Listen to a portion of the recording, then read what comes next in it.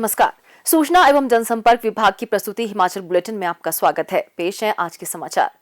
मुख्यमंत्री श्री जयराम ठाकुर ने आज धर्मशाला में आयोजित गद्दी कल्याण बोर्ड, गुज्जर कल्याण बोर्ड और अन्य पिछड़ा वर्ग कल्याण बोर्ड की बैठकों की अध्यक्षता की। गद्दी कल्याण बोर्ड की 18वीं बैठक की अध्यक्षता करते हुए मुख्यमंत्री ने कहा कि गद्दी कल्याण बोर्ड में गद्दी समुदाय की भागीदारी सुनिश्चित करने के लिए राज्य सरकार ने प्रदेश के हर क्षेत्र से गद्दी समुदाय के सदस्य मनोनीत किए हैं। उन्होंने कहा कि प्राकृतिक आपदाओं और महामारी के कारण गद्दी समुदाय को उनकी भेड़ तथा बकरियों के नुकसान का मुआवजा अविलंब मुहैया करवाया जाना चाहिए। उन्होंने संबंधित अधिकारियों को गद्दी समुदाय की भेड़ और बकरियों का समय पर टीकाकरण सुनिश्चित करने के निर्देश दिए ताकि उनके झुंड को विभिन्न गंभीर बीमारियों से बचाया जा सके।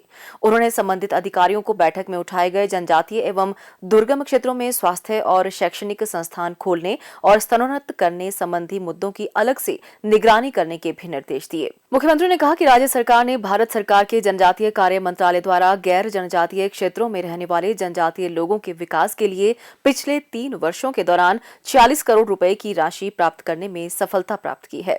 उन्होंने कहा कि पिछले 3 वर्षों के दौरान हिमाचल प्रदेश हस्तशिल्प और हथकरघा निगम को 2 करोड़ 40 लाख रुपए प्रदान किए गए हैं। उन्होंने गद्दी समुदाय का विकास और कल्याण सुनिश्चित करने के लिए विभिन्न विभागों को योजनाएं बनाने के निर्देश दिए। मुख्यमंत्री ने कहा कि सुरक्षा की दृष्टि से हमारे भेड़ पालकों के लिए ये कठिनाई हो रही है कि बड़े स्तर पर जो है चोरी होती है और उसकी नुकसान की भरपाई वो कर नहीं पाता है। वो पुलिस और उसकी कोर्ट कचहरी के चक्कर में जा नहीं पाता है और इस कारण से लाखों रुपए का नुकसान होने के बावजूद भी, हजारों रुपए का नुकसान होने के बावजूद भी हमारे जो है उसकी रिपोर्ट होंगी कैसे करते हैं। इसके लिए जो एक चीज़ हमने चर्चा की है उसके तरफ अगर जब हमारी मूवमेंट होती है पर्टिकुलरली एक सीजन में ऊपर जाने की या नीचे जाने की, तो उस दौरान थोड़ा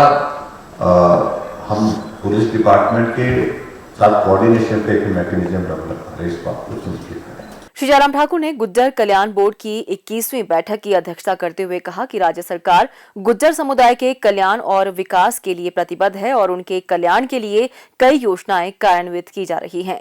मुख्यमंत्री ने कहा कि मुख्य रूप से पशुपालन और दुग्ध उत्पादन व्यवसाय से जुड़े होने के कारण गुज्जर समुदाय को नवीनतम वैज्ञानिक तकनीक उपलब्ध करवाना सुनिश्चित किया जाना चाहिए ताकि उनकी अर्थव्यवस्था को मजबूत किया जा सके। उन्होंने पशुपालन विभाग को गुज्जर समुदाय को बेहतर नस्ल के मवेशी उपलब्ध करवाना सुनिश्चित करने के भी निर्देश दिए ताकि वे अपने पशुओं से बेहतर आय प्राप्त कर सकें। श्री जयराम ठाकुर ने गुज्जर समुदाय के सदस्यों से अपने बच्चों की शिक्षा पर विशेष ध्यान देने का भी आग्रह किया। उन्होंने कहा कि राज्य सरकार इस दिशा में समुदाय को हर संभव सहायता प्रदान करने के लिए प्रतिबद्ध है।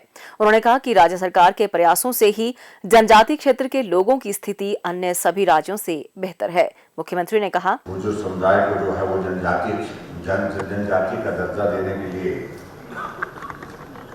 सरकार ने जो निर्णय किया था ये 2003 में हुआ जब अटल बिहारी वाजपेयी जी देश के प्रधानमंत्री, और स्वाभाविक रूप से जब ये दर्जा हासिल हुआ है उसके पश्चात आपके लिए अलग तरह से सरकार की ओर से प्रयास हुए कि आपके जो जितने भी मसले हैं उनका समाधान हो, संवैधानिक दृष्टि से आपके लिए आरक्षण की व्यवस्था हो और विकास कार्य में आपको उनकी प्राथमिकता हो। इन सारी चीज़ों को लेकर के आज हम देख रहे हैं कि हमारा गुज्जर समुदाय भी प्रगति में अपने आप को आगे बढ़ाता दिख रहा है।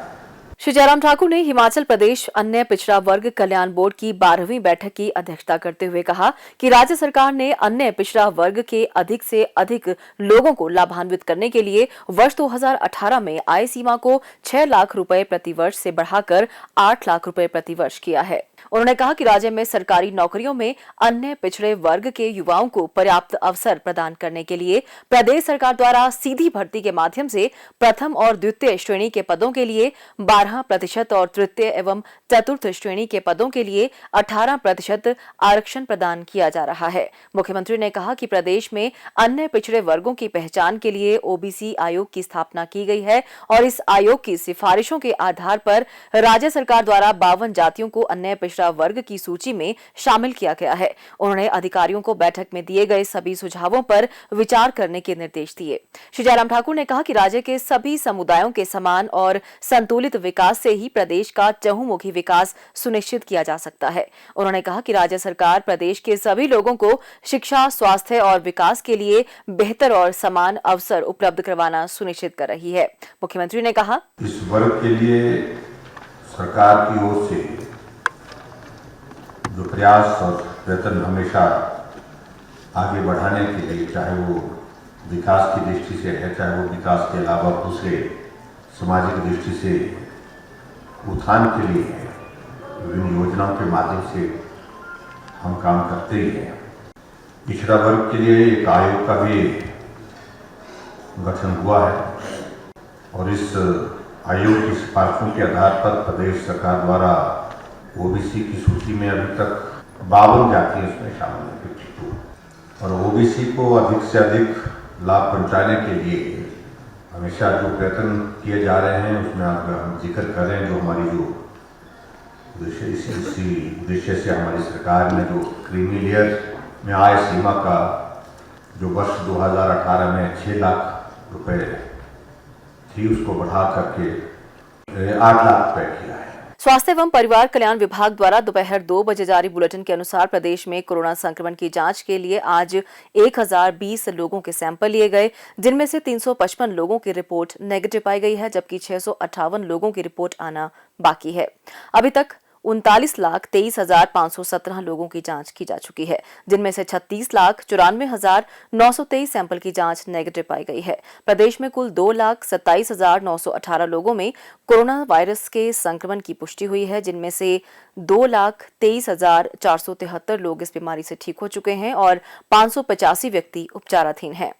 हिमाचल बुलेटिन देखने के लिए सब्सक्राइब करें YouTube channel IPR Himachal, follow करें ट्विटर @DPRHP, लाइक करें Facebook page information and public relations department Himachal Pradesh, visit करें वेबसाइट www.himachalpr.gov.in। इस अंक में इतना ही, कल फिर होगी मुलाकात, दीजिए इजाजत, नमस्कार।